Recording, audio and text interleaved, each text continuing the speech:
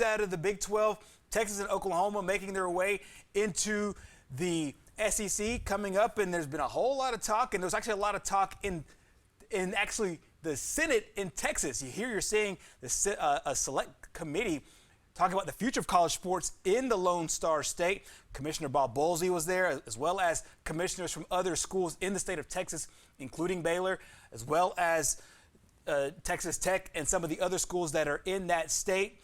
Mark, as you kind of see the way Texas is trying to handle this from a political standpoint, what's your takeaway so far from what we've seen? Well, I think that when you're looking at Texas and Oklahoma, you're looking at those two teams to represent the Big 12.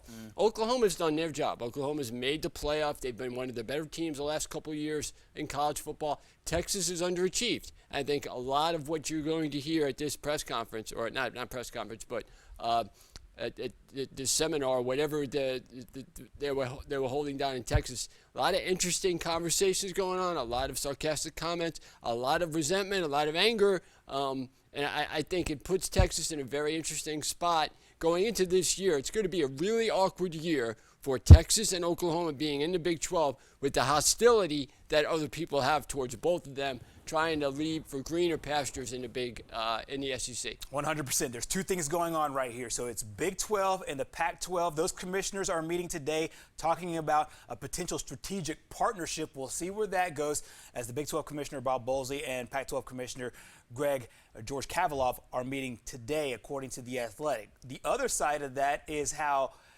state senators in Texas are responding. They have some very, very harsh words. Here are Lois Clohurst and Charles Perry. What's your athletic budget? It's over $200 million. It's probably 220, 225 in that range. Where does that put you in the U.S.? Depending on how you count, probably first. And that's without a winning football team of late. It's in spite of our football team. We've been winning, just not like we like to win. 3-7 against the Horned Frogs.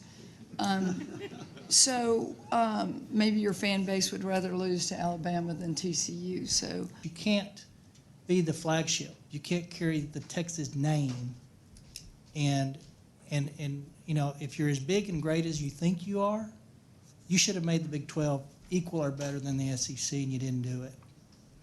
And so I kind of feel sorry for the SEC. Cousin Eddie's coming home, and he don't leave till he's wrecked the whole house. And I don't quite think they understand where they think you're coming in at. I know where they think they're at. So that's a different topic. They've made their bed, they'll lie in it. But I really think as a state, I'm very disappointed about how this has transpired.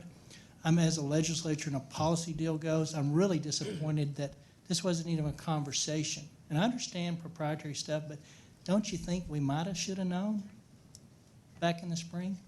So as you heard some harsh words there from those Texas state senators trying to get their words in. Last word here on this subject. They lost 6 of the last 7 to TCU, including games 50-7, 31-9, and 24-7. Wow, and now they're heading into SEC country. We'll see how it all goes. People in Texas certainly not happy with the decision there.